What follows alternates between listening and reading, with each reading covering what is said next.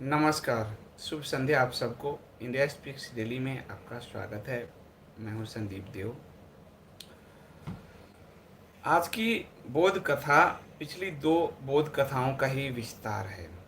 कल तो मैं नहीं आ पाया था, लेकिन मैंने आप लोगों को जो कहानी पिछली दो बोध कथाओं में सुनाई थी, ये उसी का विस्तार है। कहानी देवयानी की यानी शुक्राचार्य की पुत्री की कहानी थी। शुक्राचार्य की पुत्री की कहानी और गुरु बृहस्पति के पुत्र कच्छ की कहानी पहले एपिसोड में थी। दूसरे एपिसोड में शुक्राचार्य की बेटी देवयानी और राक्षस राज विषपर्वा की जो पुत्री थी शर्मिष्ठा की कहानी थी। उस कहानी में शर्मिष्ठा और देवयानी का जो संवाद है वो आपको बताया था, और ये बताया था कि दो स्त्रियों के अहंकार के कारण स्थिति क्या बनी। शर्मिष्ठा को देवयानी का दासी बनना पड़ा और एक दिन वो उसकी सौत बन गई।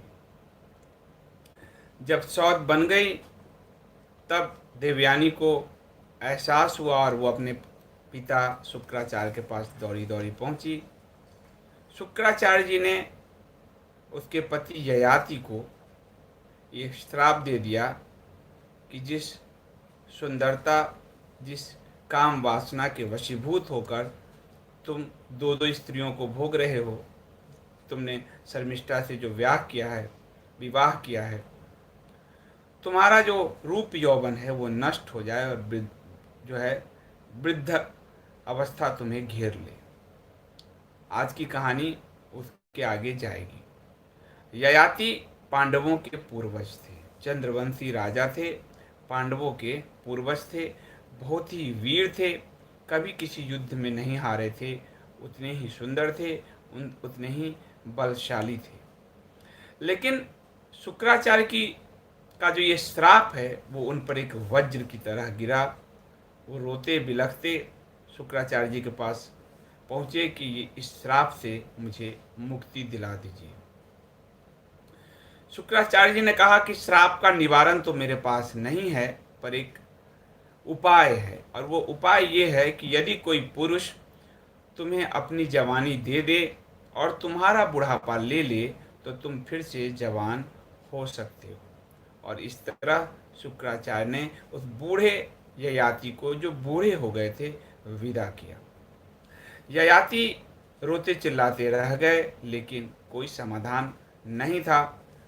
उनके मन में भोग वासना लिप्सा जो है, आप जानते हैं कि काम वासना जो है, मस्तिष्क जो है, कितना ही बूढ़ा हो जाए इंसान, उसका दिमाग यदि वो भोग लिप्सा में है तो वो दौड़ता रहता है। और आप अक्सर सुनते होंगे भारतीय समाज में, दुनिया के भी समाज में, लोलिता पढ़ा होगा कि बुढ़ापा में जो है बच्चियों को छेड़ने की घटना, महिलाओं को छेड़ने की घटना काफ़ी सारे जो बुजुर्गों द्वारा देखा गया है। तो शरीर से तो उनकी जो है काम वासना विदा हो जाती है, लेकिन मस्तिष्क में भरा रहता है।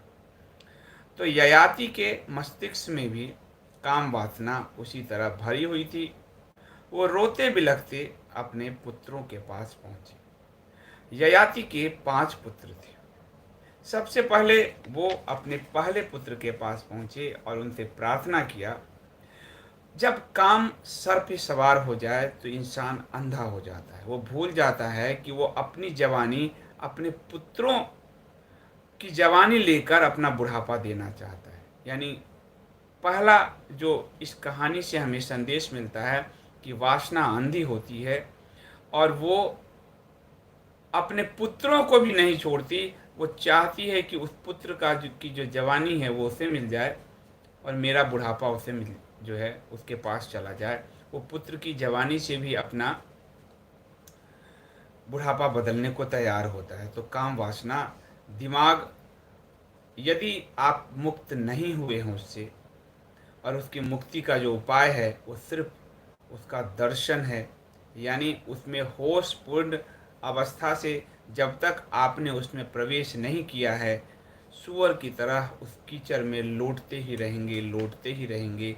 यही हालत ययाति का है, जो काम के कीचड़ में लौटने के लिए अपने पुत्रों के पास जा रहा है कि मुझे तुम अपनी जवानी दे दो और मेरा बुढ़ापा ले लो।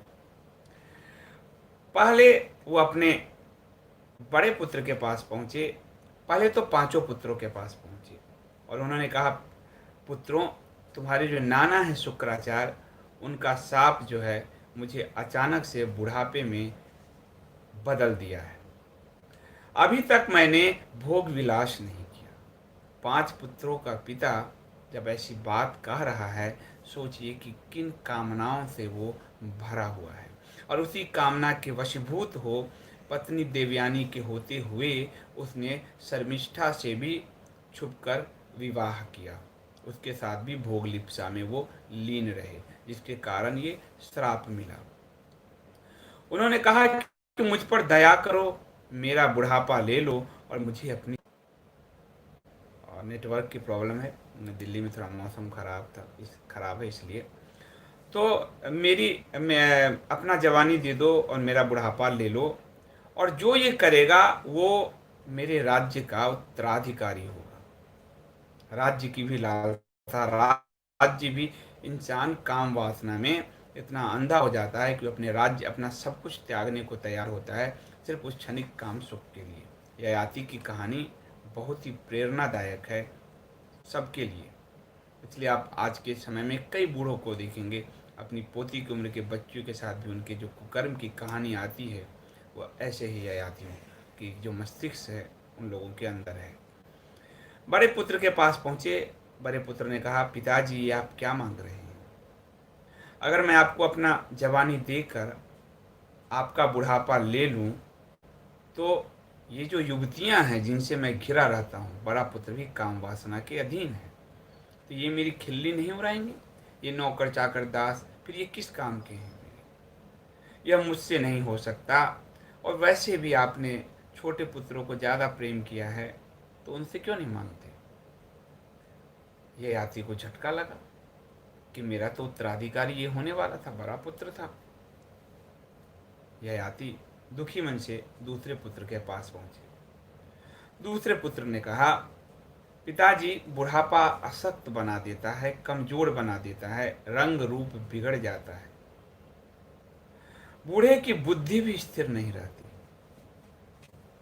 आप मुझे कहते हैं बुढ़ापा ले लो, क्षमा कीजिए, मैं ये बुढ़ापा, असमय बुढ़ापा नहीं ओढ़ना चाहता। मैं अपने स्वरूप रंग को नहीं त्यागना चाहता। बड़ी निराशा हुई। तीसरे बेटे के पास पहुंची। तीसरे बेटे ने कहा कि पिताजी, बूढ़ा ना तो हाथी पे चढ़ सकता है ना घोड़े पे चढ़ सकता है, वो तो किसी काम का भी नहीं होता, उसकी जवान लड़खड़ाती रहती है, बुढ़ापा से अच्छा तो मौत है। तो पिताजी, ये बुढ़ापा आपको ही मुबारक हो, मैं तो ये नहीं लेता। सर पीट रहा है ये आती, अब क्या करे? लेकिन काम वासना, उस श्रृंखल काम वासना जो दिमाग में पल रही है, वो तो हिलोड़े ले रहा है कि किसी भी तरह से हमें जवानी मिल जाए। तो चौथे बेटे के पास पहुंचे। चौथे बेटे ने कहा, क्षमा कीजिए, बुढ़ापा पराधीनता का सूचक है। आदमी स्वतंत्र नहीं रह पाता, स्वाधीन नहीं रह पाता, किसी न किसी पर आश्रित रहता है, चलने के लिए भी एक लाठी का सहारा हो जाता है। तो बुढ़ापा तो स्वतंत्रता ही छीन लेता है। और हमने तो अभी स्वतंत्रता का स्वाद भी नहीं चखा, आप अपना बुढ़ापा लेकर आ गए। बूढ़ों को बात बात पर दूसरों के मुंह ताकना पड़ता है और वह अपनी स्वाधीनता खो देता है। ययाति की बुद्धि भ्रष्ट थी। सबसे छोटे पुत्र के पास, जो तो अभी युवावस्था में भी नहीं पहुंचा, किशोर भी नहीं, उस बेटे पुरु के पास पहुंचे। वो 5वां पुत्र है। और पुरु के पास पहुंचे और उन्होंने कहा, बेटा पुरु, तुमने मेरी कभी कोई बात नहीं टाली, अब तुम ही मेरी रक्षा करो, शुक्राचार्य के इस श्राप से मुझे बचाओ। मेरा शरीर कांप रहा है, मेरे शरीर पर झुर्रियां हैं, बाल सफ़ेद हो गए हैं, मेरा बुढ़ापा कुछ समय के लिए ले लो पुत्र, और मैं तुमसे वचन देता हूँ कि मैं कुछ समय बाद आकर अपना बुढ़ापा ले लूँगा और तुम्हारी जवानी लौटा दूंगा। मैं जरा भोग की अपनी प्यास बुझा लूँ। बच्चे अपने आखिरी पुत्र से कह रहा है, पिता, काम वासना में जो गिरा वो गिरता चला जाता है, गिरने की कोई पराकाष्ठा नहीं है, वो अधम पशु के स्तर को भी प्राप्त कर जाता है। पशु भी इंसान से सही है, वो उस स्तर को भी पार कर जाता है। इसलिए अपने पुत्र से कहता है, मैं जरा भोग की प्यास बुझा लूं, फिर तुम्हें तुम्हारी जवानी लौटा दूंगा। तुम अपने भाइयों की तरह ना मत कहना। वो पुरु वो अपने पिता की वो दुर्दशा देखकर द्रवित हो जाता है कि मेरे पिता इस भोग, इस लिप्सा, इस जवानी के लिए कितना अधम, कितना नीचे गिरते जा रहे हैं। वह कहता है, पिताजी आपकी आज्ञा मेरे सिर आंखों पर है, मैं खुशी खुशी अपनी जवानी आपको देता हूँ और आपका बुढ़ापा अपने ऊपर लेता हूँ। वो खुश हुआ ययाति, और ययाति जवान हो गया, और ययाति अपनी दोनों रानियों देवयानी और शर्मिष्ठा के साथ लगातार भोग में लग गया। राज्य का भार भी अब उसके ऊपर नहीं था। राज्य का भार भी उसने कहा अपने उस बेटे पुरु को, जिसको बुढ़ापा दिया, उसे राज्य का भार दे के अब भोग लिप्सा में रात दिन लग गया। दो रानियों से भी मन नहीं भरा उसका, तो वो यक्षराज कुबेर के नंदन वन पहुंच गया। वहां यक्ष अप्सराओं को भोगने लगा, तब भी उसकी प्यास नहीं बुझी। एक स्त्री, दो स्त्री, एक अप्सरा, दो अप्सरा, वो भोगता चला जा रहा था, प्यास उसकी बुझ नहीं रही थी, और प्यास बुझ भी नहीं सकती। काम स्थूल है, शरीर से शरीर का जो है मिलन वो स्थूल है, वो बुझ भी नहीं सकती। और मस्तिष्क में वो सूक्ष्म रूप में जब मौजूद रहता है तो और बुझ भी नहीं सकती, जब तक कि आत्मा उससे निर्लिप्त न रहे। और आत्मा तो पूर्ण विलयन है, और वो उसकी जो पराकाष्ठा है वो परमात्मा के आगे समर्पण से पहले वो कहीं तृप्त होता ही नहीं। और उस तृप्ति की जो चाह है, लोगों को लगता है वो शरीर से, वो मस्तिष्क से पूरा कर लेगा, लेकिन वो तृप्ति आत्मा का एकाकार परमात्मा में ही है। शरीर सिर्फ वो क्षणिक एक दरवाजा, एक खिड़की खोलता है कि आसमान देख लो साफ है, लेकिन जो व्यक्ति उस खिड़की पर ही अटक जाता है, वो आसमान का सिर्फ उतना ही सा टुकड़ा देखता है जो खिड़की से दिख रहा है। इसलिए और ज्यादातर 99% लोग उस स्थूल पर ही अटके हैं, इसलिए बार बार बार बार उस काम में छलांग लगाते चले जाते हैं। तो ओशो ने जो कहा, जिसको सबने गाली दिया, जो समाधि की बात उन्होंने की, वो कह क्या रहे हैं जो लोग नहीं समझ पाए, कि उसमें जो छलांग लोग लेता है काम में, वो सिर्फ अतीत चले जाते हैं, और मस्तिष्क जो लगातार काम में उलझा हुआ है, काम की पूरी जो चेष्टा है सबसे पहले मस्तिष्क करता है, और मस्तिष्क के बाद आपके शरीर और इंद्रियों में वो प्रवाहित होता है। मस्तिष्क में ही पहला भाव काम का उठता है। उस वक्त मस्तिष्क भी ठहर जाता है, शून्य की स्थिति हो जाती है। वो एक क्षणिक खिड़की है, खुली और बंद हुई, और उस क्षणिक खिड़की का ही आनंद इतना है कि लोग बार बार उस खिड़की में को खोलने की चेष्टा करता है, झांकने की चेष्टा करता है। जो वो अस्थाई जो आनंद है, वो तो परमात्मा का आनंद है। परमात्मा ने जानबूझकर वो खिड़की हल्की खोली कि यदि तुम्हें एक स्थूल शरीर के मिलने पर इतना आनंद अनुभव हो रहा है, तो परम से जब मिलोगे तो सोचो क्या आनंद होगा। इसलिए योगियों का आनंद जो है परमानंद, भक्तों का आनंद, भक्ति सबसे उत्तम है। भक्ति जो है, जैसे 3 अवस्था है, काम, प्रेम और भक्ति। तो प्रेम जो है बीच में है, उसको बहुत अच्छा ओशो ने समझाया, काम, प्रेम, भक्ति। प्रेम की एक डोर काम से भी बंधी है, और प्रेम की एक डोर भक्ति से भी बंधी है। अब प्रेम में जो गुजरता है उसके पास दोनों संभावना है, वो तो कीचड़ में लौटे या फिर वो परम को पाले, ये दोनों संभावना है। और काम तो बिल्कुल ही स्थूल है।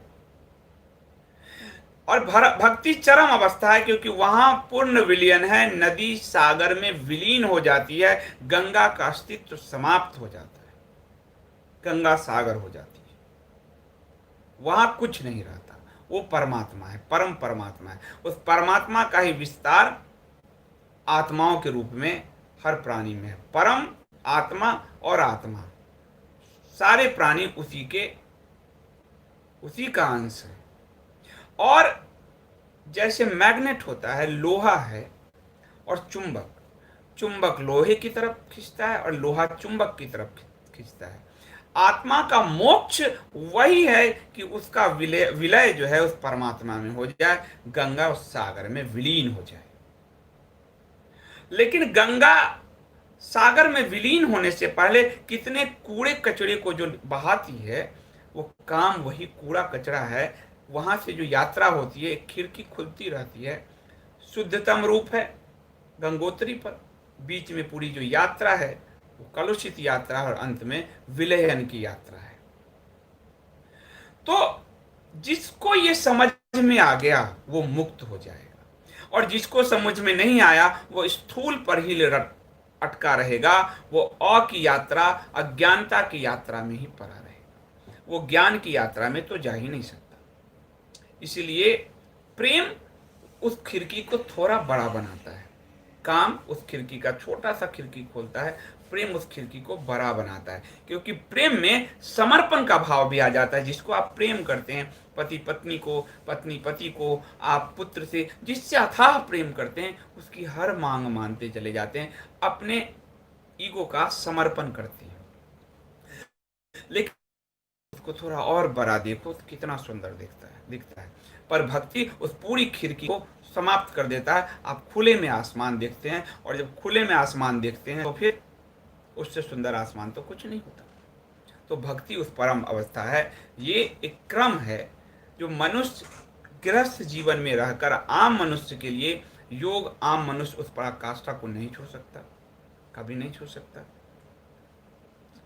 योगी छू सकते हैं। कर्म का जो ज्ञान भगवान ने दिया है गीता में, कि निष्काम कर्म, इंसान तो अपने घर में भी एक पत्थर लगाने के लिए जिंदा मरा जा रहा है। ये जो सारी लिप्साएं चल रही है, नाम के ही तो फेर हैं, और क्या है। तो निष्काम कर्म भी उसको समझ में नहीं आता। वो तो हर चीज में दावा करता है कि ये मैंने किया, ये मेरा है, ये मैं ही हूं। वो हर चीज में दावा कर रहा है। नाम की तख्ती गाड़ने की इतनी ज्यादा लिप्सा है लोगों के अंदर कि वो अनाप शनाप सब किए जा रहा है। कौन जानता है, हम इतिहास में जनरल नॉलेज में पढ़ेंगे हमारे ये प्राइम मिनिस्टर हुए, खत्म कहानी, वो प्राइम मिनिस्टर खत्म, क्या है। तो निष्काम कर्म भी बड़ा मुश्किल है। और योग, ये जो योग अभी का योग जो चल रहा है हमारे, अभी 21 जून को आने वाला है, ये व्यायाम है योग का, शारीरिक, ताकि आपकी वो खिड़की हल्की हल्की खुले। पर परम योग जो है, जो योगी करते हैं, वो भी बड़ी जो है, वो हिमालय की तराई में ही वो कर रहे हैं। हठ योग है, इस तरह की साधना, वो आम जीवन में तो नहीं संभव है, बिल्कुल भी संभव नहीं है। और जो भक्ति है वो सबके लिए है, वो सहज है, लेकिन वही लोग नहीं कर पाते भक्त। इसीलिए भगवान ने कलयुग में भक्ति जो है, और कलयुग क्या, पूर्व में भी, जो भक्त है भगवान उसके वशीभूत हैं। पर भक्ति के लिए यात्रा से गुजरना पड़ता है। और वो ईगोलेस व्यक्ति, जो ईगोलेस, आपका ईगो कैसे खत्म होगा, और समय का चक्र आपके लिए कैसे रुकेगा, और नो माइंड आप कैसे होंगे, वो पहली खिड़की काम में खुलती है जब आप काम में प्रवेश करते हैं। इसलिए होश पूर्ण काम को ही ओशो ने संभोग से समाधि कहा, जिसके लिए गालियां इतनी पड़ी, बिना पढ़े बिना जाने लोगों ने गालियां दी। होश पूर्ण, यहां तो बेहोशी और शराब के नशे में लोग प्रवेश कर रहे हैं, तो वो क्या समझे। वो ययाति जैसी स्थिति को प्राप्त कर रहे हैं, क्योंकि कीचड़ में बार बार लौटता है सुअर, वो लौट रहा है। और जब वो बहुत लौटा, भोग भोग के भी अब वो थक गया, क्योंकि स्थूल थक जाएगा, एक दिन थक जाएगा। स्थूल की एक सीमा है। तो स्थूल थक जाएगा। जब वो थक गया तो अपने पुत्र पुरु के पास पहुंचा और उसने कहा कि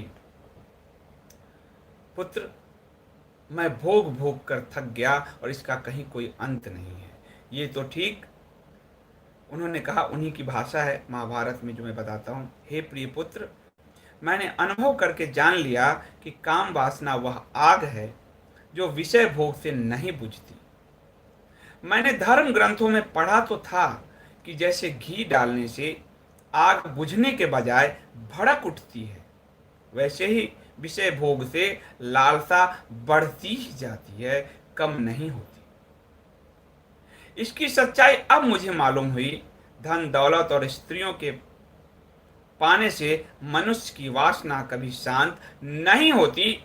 ये ययाति जो कह रहे हैं, ये चूंकि इन्होंने बेहोशी में भोगा है, इसलिए उसको कह रहे हैं भारत का जो आगम शास्त्र है, तंत्र शास्त्र, वो होशपूर्ण अवस्था में भोगने को कहता है। भोगो तो कमल के पत्ते की तरह रह कर भी अलिप्त रहो, वो कहता है। क्योंकि यो ययाति ने भोग से उबा है, भोग से ज्ञान की यात्रा नहीं है। ययाति का रिवर्स गियर है, भोग से वो ऊब है। इसलिए ऊब से कई बार आप देखते होंगे कि मनुष्य भागता है। आप भी अपने जीवन में कई चीजों से उबते, नौकरी कर रहे हैं, उबते हैं, नौकरी छोड़ देते हैं। परिवार से उबता है तो कुछ दिन लोग घूमने नैनीताल मनाली पता नहीं कहाँ कहाँ चला जाता है। उबता है तो हम सिनेमा देख लेते हैं, उबता है हम शॉपिंग कर लेते हैं। ये तो एक बड़ा रिसर्च है कि जो खासकर महिलाओं को लोग है, मैं क्षमा चाहता हूँ, पर कि महिलाओं में बहुत जब जो ऊब, मस्तिष्क जो डिप्रेशन है, सरदर्द है, यदि उनको शॉपिंग की तरफ ले जाए तो वो दूर दूर हो जाती है। क्योंकि ऊब जो है घर के काम और बच्चे और पति और बाहर ऑफिस का काम, इससे जो एक ऊब पैदा होती है, वो ऊब से छलांग है, ऊब से मुक्ति नहीं है, छलांग है। बस एक छलांग यहां से वहां लिया। तो ययाति ने छलांग लिया कि अब मैं उब गया हूं, अब मैं रिवर्स गियर में। कहा कि पुत्र, मैं जान गया हूं, और वासनाएं तभी शांत होती है जब मनुष्य इच्छाओं को अपने काबू में रखे। जिसमें न राग है न द्वेष है, वही शांति प्राप्त करता है, और वही स्थिति ब्रह्म की स्थिति है। और वो पुरु को कहता है कि मैं अपनी तुम्हारी जवानी तुम्हें लौटाता हूं और अपना बुढ़ापा वापस लेता हूं। और पुरु ही राजगद्दी का जो वारिस है, बाद में पांडवों का पूरा वंश जो उससे चलता है, ये कहानी आप जानते हैं। लेकिन ययाति का जो स्थूल ज्ञान है, इसलिए ययाति कह रहा है कि मनुष्य अपने इच्छाओं को काबू में रखो। तो जब जिस वक्त आप लगाम पकड़ेंगे, ये लगाम आपके हाथ से निकलेगा। क्योंकि होश का, बोध कथाएं हैं ये। जब तक बोध से लगाम आप नहीं डालेंगे, तब तक घोड़े आपके मस्तिष्क के अनियंत्रित घोड़े कंट्रोल में नहीं आएंगे। और इस काबू के चक्कर में 36 कसम खाते हैं। हर आदमी को मैं देखता हूं 1 जनवरी को कोई ये पता नहीं क्या क्या कसम खाता है, और वो दूसरे महीने तोड़ देता है। क्योंकि वो नियंत्रण, वो जो दमन है, वो दबा रहा है अपने अंदर, एक घाव गांठ पैदा कर रहा है, और उस गांठ से कभी मुक्ति नहीं होगी। क्योंकि जो दबाया है वो मस्तिष्क में बैठा है, और वो बार बार निकल कर सामने आता रहता है। इसीलिए वो जब तक उसको आदमी होश में साध न ले, दर्शन, इसीलिए शब्द हमारे यहाँ है, दर्शन किसी पश्चिम के इतिहास में, शास्त्र में नहीं है। वो फिलॉसफी अलग चीज है, विचार है वो एक तरह से। दर्शन यानी जब तक उसको अपने अंदर देख न ले, जब तक होश न सध जाए, तब तक उससे मुक्ति नहीं है। और होश साधने की जो क्रियाएं हैं, जो आगम शास्त्र है, तंत्र, वो क्रिया पर ही जोड़ देता है, होश पूर्ण क्रियाओं में। और तंत्र में ही ये कहा गया कि गृहस्थ जीवन में रह कर भी आप पार हो सकते हैं उससे। इसलिए भारत के जो अध्यात्म है, वो असंख्य प्रयोगों से भरा हुआ है। इतने विज्ञान में प्रयोग नहीं हो सकते जितने मानव के अपने शरीर पे प्रयोग हो सकते हैं। और ये भारत के सनातन शास्त्र ने दिया है, वहां के शास्त्रों ने नहीं। उस पश्चिम में तो एक का अनुभव सबका अनुभव बनाने की उस पर थोप दिया जाता है कि मेरा जो अनुभव है वही तेरा अनुभव होगा, क्योंकि मैं अब आखिरी हूं, और ये जो लिख दिया इसे ही मानते जाओ। ये बिल्कुल लकीर का फकीर है, कई कहानी है, पत्थर पीटते रहने की कहानी है। मनुष्य तो तरल है पूरा, वो पत्थर नहीं है कि उसको ऐसे आपने पहना दिया। बचपन में अ सीखा तो जिंदगी भर अ क्या सीखता रहता है वो, कि उस अ से अनार भी सीखता है, और आगे जाके वाक्य भी बनाना सीखता है, और आगे जाके अपने जीवन की पहियों को भी चलाता है। पर पश्चिम के जो रिलीजन्स हैं, मजहब हैं, उन्होंने अ से अनार मैंने कहा तो अ से अनार ही मानते रहो। पर पूरब के धर्म ने कहा अ से अज्ञान है, और इसी में ज्ञ से ज्ञान है। हिंदी की जो पूरी वर्णमाला है, 52 जो हमारी वर्णमाला है, देवनागरी लिपि है, वो पहला अज्ञान से शुरू होता है अ, और आखिरी वर्णमाला ज्ञ पर खत्म होता है, ज्ञान पर खत्म होता है। ये पूरी यात्रा वहां समाप्त हो जाती है, वो विलय हो जाता है। तो ययाति की जो कहानी है वो आज के जो संदर्भ में यदि हम देखें तो हम सबकी कहानी है, क्योंकि सब किसी न किसी स्थूल को पकड़े हुए बैठा है। कोई मकान पकड़ा, कोई स्त्री पकड़ा, कोई पुरुष पकड़ा, कोई ये पकड़ा, कोई वो पकड़ा। और अंत में आप देखोगे, आप हम सबके घर में, परिवार में देखो कि कहते हैं कि अभी बच्चा छोटा है, पढ़ लिख ले, स्कूल जाए, फिर हम थोड़ा मुक्त होंगे। जब बच्चा बड़ा होता है तो उसकी शादी ब्याह कर लें, तब थोड़ा मुक्त होंगे। बच्चे की शादी ब्याह भी हो जाती है तो अब नाती पोते आ गए, उसको थोड़ा देख लें, तब मुक्त हो। वो कभी मुक्ति नहीं आती, मुक्ति कभी नहीं आती, क्योंकि इतनी स्थूल यात्राएं हैं कि वहां ईश्वर विलोप हो जाता है और स्थूल पकड़ में आता है। आप देखो कि मुट्ठी में पानी लेना चाहो, वो पकड़ में नहीं आएगा। जो जितना तरल है वो पकड़ में नहीं आता, लेकिन आप मिट्टी उठा लो, हाथ में आ जाएगा। उसी मिट्टी का कण कण होता जाता है तो रेत नहीं आता मुट्ठी में, और पानी तो और नहीं आता, हवा और तरल है और नहीं आता, अग्नि नहीं आती। लेकिन स्थूल उसी जो जिस लकड़ी में है वो अग्नि, वो लकड़ी पकड़ में आ जाता है। लकड़ी काम है, और अग्नि जो है, जो उसका वाष्पीकरण है, वो इस परमात्मा में जो वो भक्ति है, पूरी उसकी पूरी यात्रा है। तो ययाति की कहानी हम सब की कहानी है, क्योंकि हम सब उस स्थूलता के लिए भटक रहे हैं। भोगते भोगते थक जाएंगे पर तृप्ति नहीं होगी, क्योंकि वो भोग बेहोशी में हो रहा है। होश सध जाए, यही भारत की सनातन यात्रा का एकमात्र लक्ष्य है। होश सध जाए, वो जो ओस आसमान से ओस की जो बूंदे गिरी है वो समुद्र में जाकर विलीन हो जाती है, या वाष्पीकरण की प्रक्रिया से वो फिर से वाष्प बन के आसमान में चली जाती है। परमात्मा से जो आत्माएं सारी निकली है वो फिर से उस परमात्मा में समा जाए, यही यात्रा का उद्देश्य है। पर मनुष्य पानी की वो बूंद तो समझ जाती है, पर मनुष्य समझने को तैयार नहीं होता, क्योंकि वो यहाँ जन्म ही वासना से जन्म होता है, और वासना की ही गठरी बनकर वो पूरे जीवन यात्रा करता है, ययाति बनकर रह जाता है। ययाति को इतने भोग के बाद भी हाथ में कुछ नहीं आता। आज के लिए इतना ही, बहुत बहुत धन्यवाद। कुछ प्रश्न हो तो मैं देख लेता हूँ, ले लेता हूँ। ओम प्रकाश सिंह जी, फिर चैनल आप बंद करवाओगे? ये सब प्रश्न अभी क्यों पूछते हो यहाँ पे? उसके लिए हमारे प्लेटफॉर्म पे आओ ना, रेडियो पे। ये सवाल पूछते ही क्यों हो भी आप? देवांग भट्ट जी, बहुत दिनों बाद आप पधारे, बहुत बहुत धन्यवाद। आप, हाँ सही में आप भी कर, बहुत दिन हो गए संदीप जी आपको देखा नहीं, तो फिक्र हो रही थी। सुना आजकल दिल्ली में बिजली पानी के साथ मृत्यु मुफ्त है, बिल्कुल मुफ्त है।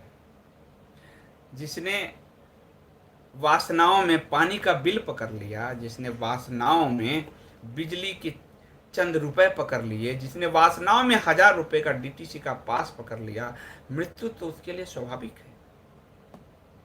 मृत्यु तो उसको आनी ही चाहिए। और गेहूं के साथ घुन तो पिसता है, हम सब तो पिसेंगे जो दिल्ली में, क्योंकि उस जो द्रौपदी का चीरहरण कर तो रहा था दुशासन, जंघा पर बैठाना तो चाह रहा था दुर्योधन, पर मृत्यु तो द्रोणाचार्य और भीष्म पितामह और सबकी लिखी थी, क्योंकि गेहूं के साथ घुन तो पिसता है, और वो हम सबको पिसना है।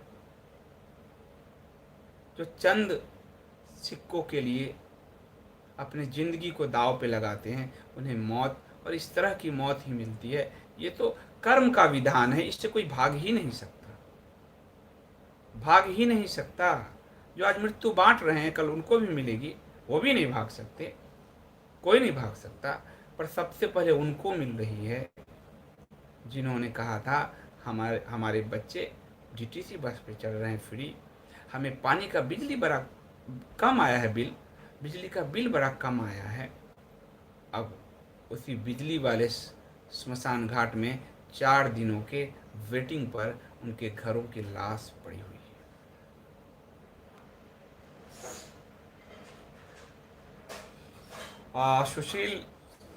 सुशील सिंह जी, बहुत धन्यवाद आपका सुपर चैट के लिए।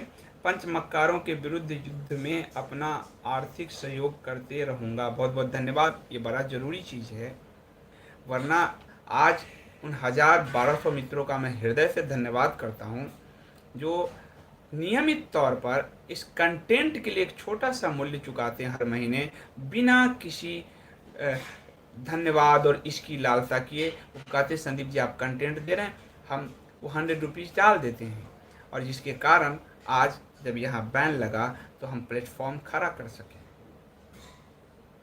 वरना साधारण से एक व्यक्ति के पास कहाँ संसाधन होते हैं, 8-10 लोग काम कर रहे हैं, वो इन लोगों की वजह से काम कर रहे हैं।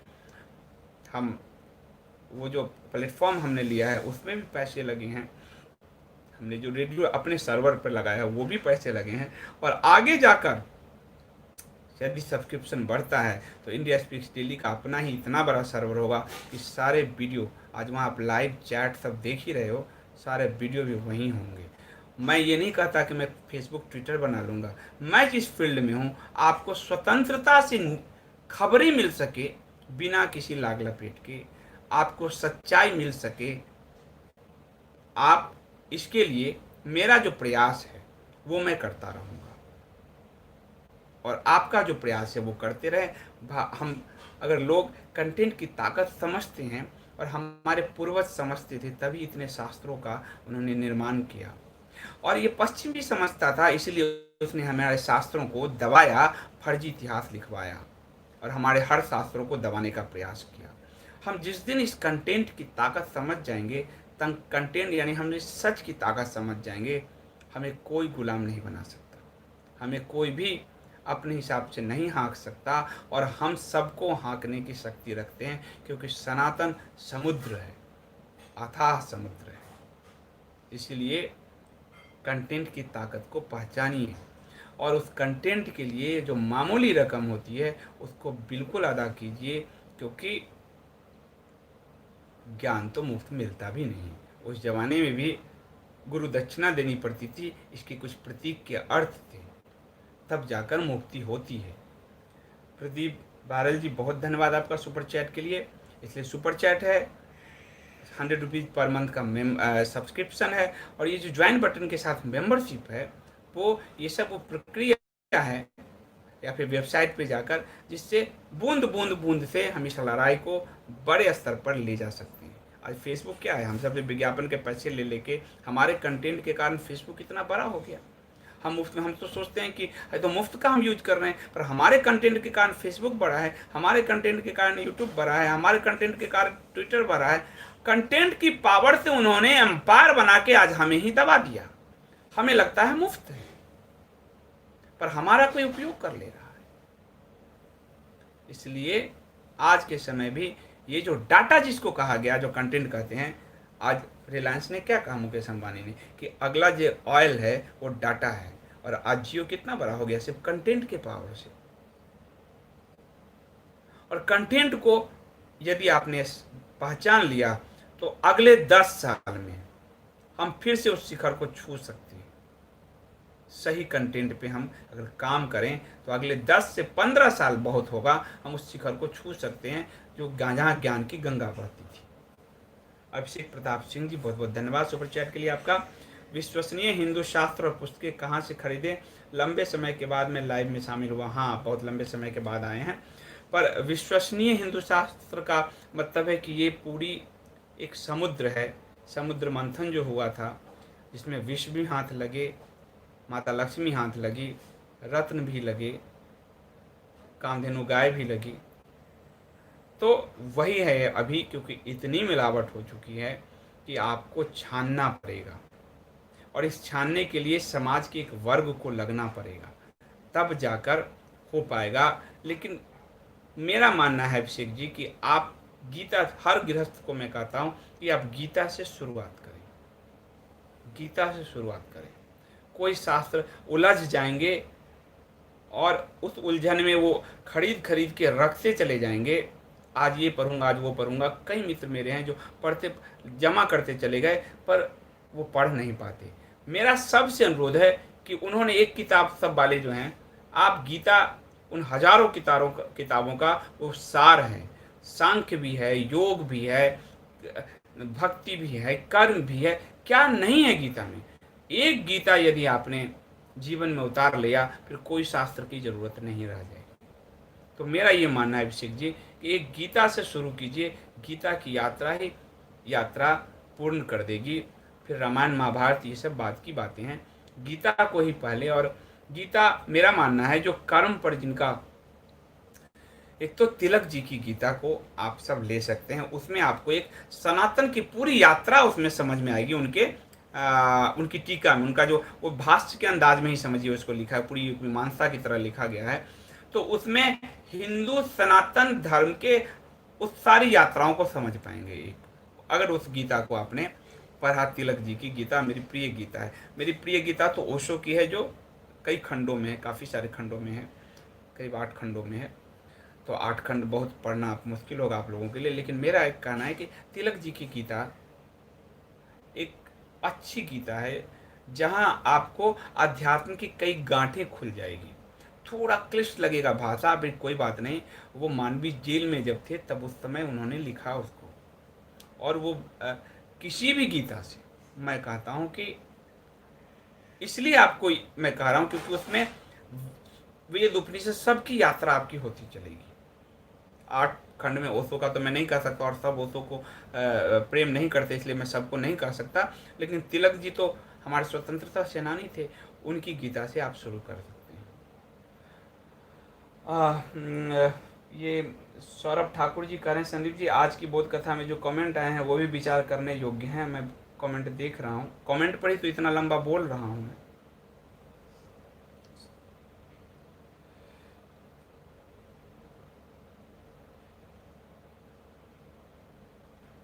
विजय चौहान जी, संदीप जी आप मोटिवेशन की भी वीडियो बनाइए। ये क्या है विजय चौहान जी, अध्यात्म से बड़ा क्या मोटिव है? भारत क्यों होता जा रहा है? क्योंकि भारत की जो मूल आत्मा है, अध्यात्म से ही लोग विलग होते जा रहे हैं।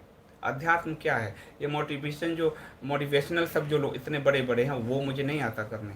मैं एक ऐसे मोटिवेशनल गुरु को जानता हूँ जो भारत का भी सबसे बड़ा गुरु है, पर उनके और उनकी पत्नी के जीवन में तलवारें चलती है। पूरा परिवार, उनके घर में की दीवारें नफरत से दहकती रहती है।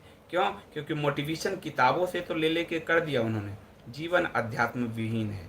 अध्यात्म से बड़ा मोटिवेशन कुछ नहीं है, ये वही है।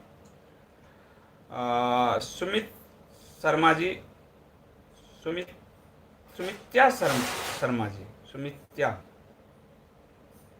सुमित्या शर्मा, आपका बहुत बहुत धन्यवाद सुपर चैट के लिए। मुझे लगता है हम पहली बार शायद आप आई हैं, क्योंकि ये नाम मुझे फिर याद हो जाता। तो सुमित्या शर्मा जी, बहुत बहुत धन्यवाद सुपर चैट के लिए आपका।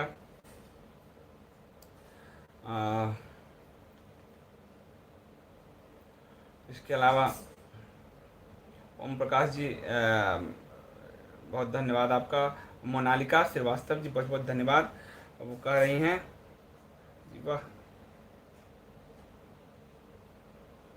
असल में रोमन पढ़ने में मुझे बहुत दिक्कत आती है। प्रदीप बैरल जी, बहुत धन्यवाद।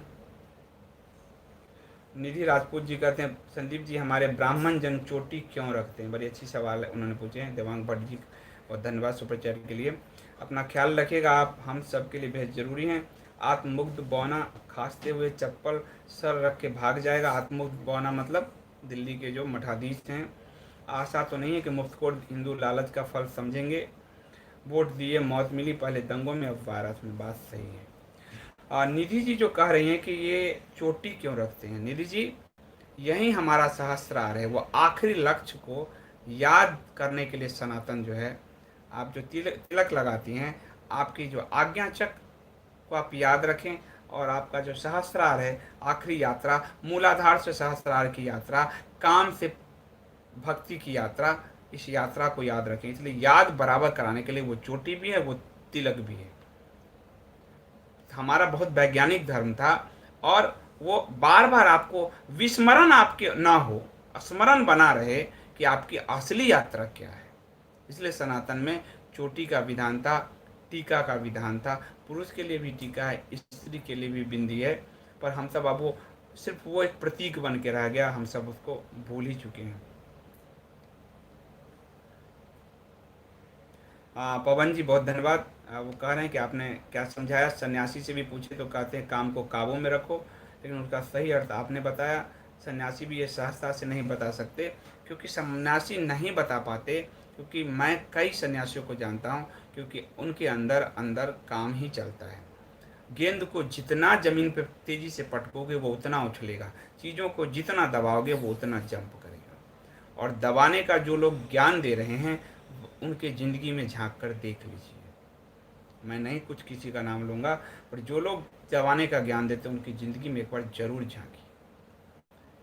वो वही है, स्पंजी है वो, जिस चीज़ को जितना दबाओगे वो उतना ही उछलेगा। इससे साधारण सा सिद्धांत।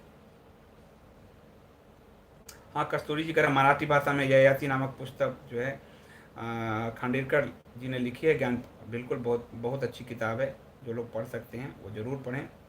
मेरी भी एक किताब मराठी में अनुवाद हुआ है, मुझे ये सौभाग्य मिला भगवान की कृपा से।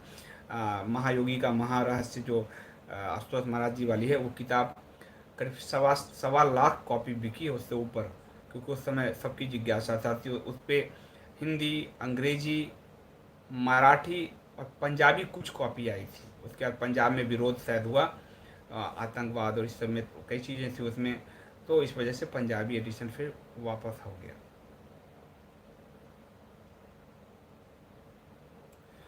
प्रिया तोमर जी बड़ी अच्छी सवाल वो पूछती हैं कि नगर वधु परंपरा के बारे में बताएं। नगर वधु और वेश्या एक बात होती है। ये देखिए, आप सबको आचार्य चतुर्सेन की वैशाली की नगर वधु पढ़ना चाहिए। मेरे सामने ही पढ़ी, मेरी तो चारों तरफ किताबें ही हैं।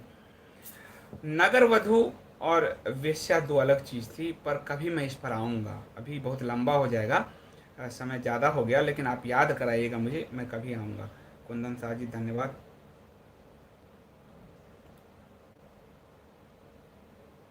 और कोई प्रश्न? इति जी पूछ रहे हैं, इति प्रसाद जी जापान से हैं, और आजकल इंडिया स्पीक्स के लिए वो जापान की संस्कृति धर्म सब पर ऑडियो दे रही हैं, रेडियो दे रही हैं। मैं इति प्रसाद जी का आप सबकी तरफ से स्वागत करता हूँ, धन्यवाद करता हूँ।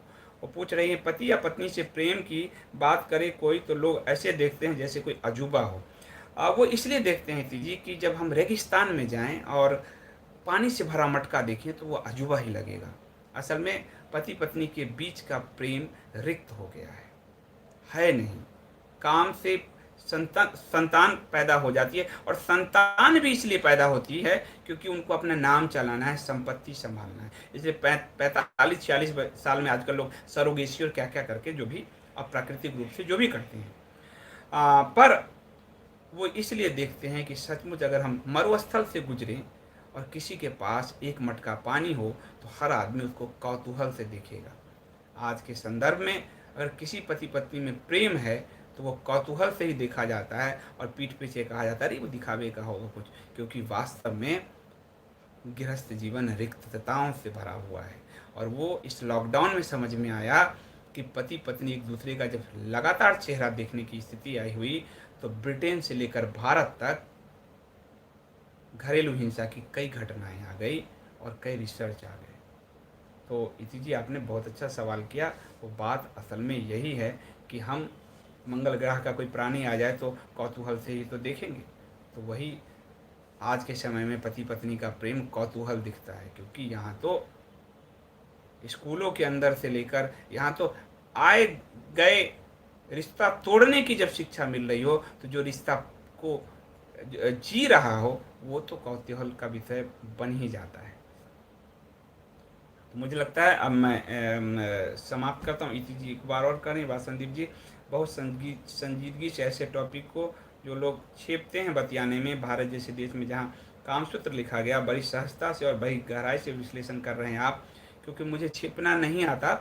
और वास्तव में जो हम जानते हैं, जो जिस अनुभव से गुजरे हैं, उस अनुभव को बताने में जो मिलावट है उसको बताने में दिक्कत आती है। पर ओरिजिनल जो गुलाब अपने खुशबू को छुपाता तो है नहीं, पर जो इत्र है उसमें तरह तरह की चीज़ें, डिओड्रेंट में बहुत तरह की चीज़ें डालनी पड़ती है चीज़ों में। तो डिओड्रेंट है तो अपने शरीर की बदबू छुपाने के लिए 10 तरह के डिओड्रेंट लगाने पड़ते हैं, पर गुलाब को कोई डिओड्रेंट नहीं लगाना होता। उसकी सहज खुशबू जो है आपको सहज ही आती है, उसको कुछ न छुपाना है न बताना है, वो सहजता है। जिसने काम को बहुत सहजता में जिया है, उस अनुभव को बहुत टाइमलेस और बहुत माइंडलेस अवस्था में जिया है, उसके लिए सहज है, जैसे बिल्कुल जैसे जीवन सहज है। पर जिसने उसको कुंठा में जिया है, वो तो फिर पूरी ज़िंदगी कुंठा में, उसको बात करने में भी छेप आती है। और मैं जब बात कर रहा हूँ तो यहाँ मेरा भतीजा बैठा है, मेरा बेटा बैठा है, मेरे पूरी फैमिली बैठी है, मेरे अंदर कहीं कोई संकोच नहीं, कोई वो नहीं है कि, क्योंकि सहजता तभी आती है जब यात्रा सहज हो। मुझे लगता है इसको अब समाप्त किया जाए, काफ़ी लंबा हो गया है। आप सबका बहुत धन्यवाद कि आप सब आते हैं, पधारते हैं तो बोध कथा हो पाता है। कल एक नई कहानी के साथ मैं आपके साथ उपस्थित होऊंगा। तब तक के लिए आप सबको शुभ रात्रि, धन्यवाद।